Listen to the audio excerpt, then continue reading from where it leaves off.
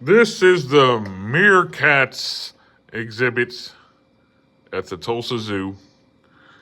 Meerkats are a type of mongoose, actually, which are related to weasels. They're not over here in this section. I see them back there, though. They're from southern Africa, and they live in groups. They're similar in.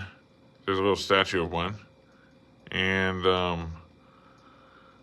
yeah, they're similar in their niche to prairie dogs, which are rodents. But yeah, they live in this similar environment and do similar social things, digging in ground like that.